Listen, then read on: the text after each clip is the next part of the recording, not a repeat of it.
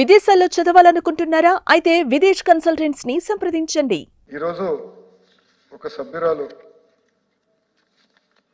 కేంద్ర ప్రభుత్వాన్ని కించపరిచే విధంగా మాట్లాడారు అధ్యక్ష. ఏదో మేము బయటికి వెళ్ళి చెప్పుకుంటున్నాం అంట, కేంద్ర ప్రభుత్వం మా పైన ఆధారపడదు. తప్పు అధ్యక్ష, కరెక్ట్ కాదు. అసలు ఇలాంటి మాట మాడటం కూడా కరెక్ట్ కాదు. ఎందుకంటున్నానంటే కేంద్ర ప్రభుత్వం సహకారం అనేది చాలా చాలా అవసరం, అందరు తెలిసిన విషయం ఇది అధ్యక్ష. ఆనాడు చంద్రబాబు నాయుడు గారు, పవన్ అన్న ఇద్దరు కలిసికట్టుగా అన్కండిషనల్గా we have supported India unconditional. ఇన్ఫార్మల్గా మాడితే ఒకటే వాళ్ళం, ఆంధ్ర రాష్ట్రాన్ని మీరు జాగ్రత్తగా చూసుకోండి, దారి తప్పింది రాష్ట్రం, మళ్ళీ సరైన దారిలో పెట్టాలి, మనందరి పైన బాధ్యత ఉంది. వెహికల్తో లక్షల కోట్ల కళ్ళతో ఈరోజు ప్రజలు మన వైపు చూస్తున్నారు, దయచేసి మీ సహకారం కావాలని చెప్పాం అధ్యక్ష. అధ్యక్ష ఈరోజు సభ్యులు లేరు, విశాఖ స్టీల్ ప్లాంట్ గురించి చర్చ జరగాలి అధ్యక్ష. గతంలో విశాఖ స్టీల్ ప్లాంట్ కాపాడింది ఎన్డీఏ ప్రభుత్వం. ఆనాడు వాజ్పేయి గారు ప్రధానమంత్రిగా, చంద్రబాబు నాయుడు గారు ముఖ్యమంత్రిగా కలిసికట్టుగా పనిచేశారు అధ్యక్ష, కాపాడారు అధ్యక్ష. 1300 కోట్ల రూపాయలు ఇచ్చి కాపాడాం. విశాఖ ఉక్కు ఆంధ్రుల హక్కు, ఆ నినాదంతో ఉక్కు ఫ్యాక్టరీ వచ్చింది అధ్యక్ష. అధ్యక్ష భారతదేశంలో అన్ని గవర్నమెంట్ ఉక్కు ఫ్యాక్టరీలు ప్రైవేటీకరణ జరుగుతున్న సమయంలో కేవలం ఒక విశాఖ ఉక్కుకే కేంద్ర ప్రభుత్వం దాదాపు 11,000 కోట్లు, ఆంధ్ర రాష్ట్ర ప్రభుత్వం 2,800 కోట్లు, సుమారుగా 13,000 నుంచి 14,000 కోట్ల రూపాయలు ఇచ్చి రీక్యాపిటలైజ్ చేసి కాపాడుకున్నాం అధ్యక్ష. కాపాడుకున్నాం, వదిలిపెట్టలేదు. 5 ఏళ్ళు ఒక్కడ పట్టించుకోలేదు అధ్యక్ష. ఏనాడు మాట్లాడలేదు అధ్యక్ష. నేను వెళ్ళాను అధ్యక్ష, నేను బయటికి చెప్పుకోవాలి, నేను వెళ్ళాను. కుమారస్వామి గారితో స్వయంగా నేను 6-7 సార్లు ఫోన్లో మాట్లాడాను అధ్యక్ష. నా సబ్జెక్ట్ కాకపోవచ్చు, కానీ నేను ఆనాడు విశాఖ ఉక్కు కోసం నేను కూడా నిలబడ్డాను, కాపాడుకోవాలి ఫ్యాక్టరీది, నాకు పర్సనల్గా సెంటిమెంట్ ఇది, ఎట్టి పరిస్థితుల్లో చేయాలని నేను వెంటాడాను అధ్యక్ష. నేను వదిలిపెట్టలా. గౌరవ ముఖ్యమంత్రి గారు కూడా ఒక స్టేజ్లో ఇది అవుతుందా అంటే, లేదు సార్ మనం పోరాడదాం, చేద్దాం, ఎందుకు అవుతుందో చూద్దామని మేము అందరం వెళ్ళాం, మాట్లాడాం, సాధించుకున్నాం అధ్యక్ష. అది మన ప్రభుత్వానికి ఉన్న చిత్తశుద్ధి, అది ఎన్డీఏ ప్రభుత్వానికి ఉన్న చిత్తశుద్ధి అండి. దయచేసి ఇది అందరూ గమనించాలండి. ఇంతేకాకుండా పోలవరం గత ప్రభుత్వం ఏం చేసింది అధ్యక్ష? Reverse tendering. వరద వచ్చింది, డాఫ్రమ్ వాళ్ళు కొట్టుకుపోయింది. 4 గేట్లు పెట్టి పోలవరం ప్రాజెక్ట్ అయిపోయిందంట. ఏం చెప్పాలండి? వాళ్ళు ఈరోజు కూడా సోషల్ మీడియాలో పెట్టి పోలవరం ప్రాజెక్ట్ అయిపోయిందంట. మళ్ళీ ఎందుకంటే మాకు ఇంత కష్టం? 6.5 కింద 1,000 కోట్ల రూపాయలు మనం ఇప్పుడు కేంద్ర ప్రభుత్వం నిధులు ఇచ్చింది, అది కూడా నిర్వాసితులకు అందజేసాం అధ్యక్ష. 2014 నుంచి 19 మధ్యన దాదాపు 72% పనులు పూర్తి చేశాం. గత ప్రభుత్వం కేవలం 5% పనులు పూర్తి చేసింది అధ్యక్ష, 5%. సభ్యులు లేరు, పారిపోయారు. ఇంకో పక్కన అధ్యక్ష అమరావతి, ఇప్పుడే చెప్పా అమరావతి ఎలా నాశనం అయిందో. కేంద్ర ప్రభుత్వం ఈరోజు నిధులు ఇచ్చింది, మళ్ళీ చెప్తున్నా, it is by way of a grant. మనం కట్టాల్సిన బాధ్యత లేదు దానికి. ఇట్ ఈస్ టు రీస్టార్ట్, ఆగిపోయిన పనులు తిరిగి ప్రారంభించాలని చేసే అధ్యక్ష. డేట్ టైం రాసుకోవాలి అందరూ. 3 సంవత్సరాల్లో core capital area we will finish. No second thought about it. వేరే ఆలోచన లేదు.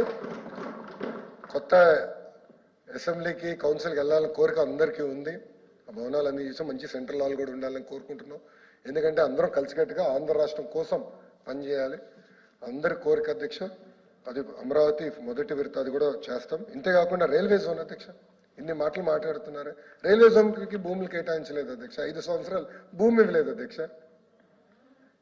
బీజేపీ సిద్ధంగా ఉన్నా, ఎన్డీఏ ప్రభుత్వం సిద్ధంగా ఉన్నా భూములు కేటాయించలేదు అధ్యక్ష. ఎంత చూడండి, ఎంత అన్యాయమో చూడండి అధ్యక్ష.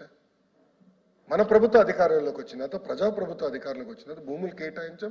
ఈరోజు రైల్వే జోన్ ఏర్పాటు కూడా చేసుకుంటున్నాం అధ్యక్ష. ఇంకో పక్కన అధ్యక్ష, మా పవన్ అన్న నాయకత్వంలో ఎప్పుడు లేని విధంగా గ్రామ సభలు జరిగినాయి. సింగిల్ డే అద్భుతంగా గ్రామ సభలు జరిగినాయి అధ్యక్ష. ఒక రికార్డు సృష్టించాం అధ్యక్ష. కేవలం రికార్డు కోసం కాదు, పవన్ అన్న నాయకత్వంలో ఈరోజు సర్పంచులు, వైకాపా సర్పంచులు అండి లేరు. వీళ్ళు ఎవరు? వైకాపా లేరు, వాళ్ళు వెళ్ళే వాళ్ళు సర్పంచులు అడగమనండి. నిధులు వాళ్ళకి ఇచ్చింది ఎవరు? జగన్మోహన్ రెడ్డి గారు కాదు, మా పవన్ అన్న అధ్యక్ష. అది మా ప్రభుత్వానికి ఉన్న చిత్తశుద్ధి అనేది దయచేసి అందరూ గమనించాలి అధ్యక్ష. ఇంతేకాకుండా అధ్యక్ష జల్ జీవన్ అధ్యక్ష, తాగునీరు అధ్యక్ష, ఆ ప్రాజెక్ట్ ఇబ్బంది పెట్టారు, మ్యాచింగ్ గ్రాంట్లు ఇవ్వలేదు. కేంద్ర ప్రభుత్వం ప్రోగ్రామ్ని మూసేసింది. వెళ్తే పవన్ అన్న పర్సనల్గా వెళ్ళి పోరాడి మళ్ళీ తెరిపించారు, మళ్ళీ తీసుకొచ్చారు. మళ్ళీ చంద్రబాబు నాయుడు గారితో మాట్లాడి మ్యాచింగ్ గ్రాంట్ ఇప్పించి ఈరోజు దారి తప్పిన జల్ జీవన్ మిషన్ కూడా మళ్ళీ దారిలో పెట్టే బాధ్యత మా పవన్ అన్న తీసుకున్నారు అధ్యక్ష. ఇంకోటి స్పోర్ట్స్ అధ్యక్ష. అధ్యక్ష నిజంగా బాధ చేస్తుంది అధ్యక్ష, ఇది చెప్పాల్సిన అవసరం ఉంది. ఇప్పుడు గ్రూప్ 2 విషయంలో అందరం పోరాడాం, అందరం మాట్లాడాం, లేఖ రాశాం. కానీ ఏపీపీఎస్సీ చైర్మన్ గారు ఒక డెసిషన్ తీసుకున్నారు. It's a constitutional post. Madam గారు ఒక డెసిషన్ తీసుకున్నారు. అయింది, బాధ కలిగింది. ఎగ్జామ్స్ నిర్వహించారు, అందరూ ఎగ్జామ్స్ రాశారు. అధ్యక్ష ఇండియా పాకిస్తాన్ మ్యాచ్ జరుగుతుంది అధ్యక్ష, ఉంటుంది కదా అధ్యక్ష, కొంచెం దేశభక్తి వెళ్ళాలని కోరుకుంటుంది కదా. నేను వెళ్ళాను అధ్యక్ష, ఇండియా పాకిస్తాన్ మ్యాచ్కి నేను వెళ్ళాను. దుబాయ్లో నిర్వహించారు, నేను వెళ్ళాను, కూర్చున్నా. ఇండియా కోసం నేను పెద్ద ఎత్తున నినాదాలు చేశాను అధ్యక్ష.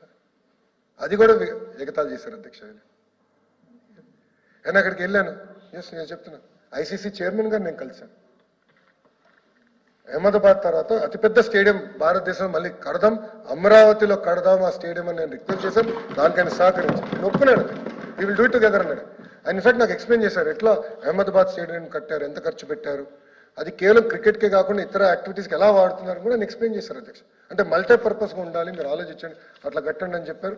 అది నేను చేశాను అధ్యక్ష. చిత్తశుద్ధి ఉంది మాకు, నేను నేర్చుకున్నా. దుబాయ్ క్రికెట్ చిన్న స్టేడియం అయినా వాళ్ళు ఎట్లా మేనేజ్ చేస్తున్నారు, సీటింగ్ ఎలా ఉంది, క్వాలిటీ ఎలా ఉంది, అన్నీ నేను చూశాను అధ్యక్ష. చూసొచ్చు. స్పోర్ట్స్ కట్టుబడినాం. స్పోర్ట్స్ సిటీలో అమరావతిలో స్పోర్ట్స్ సిటీ అనేది అనివార్యం వస్తుంది.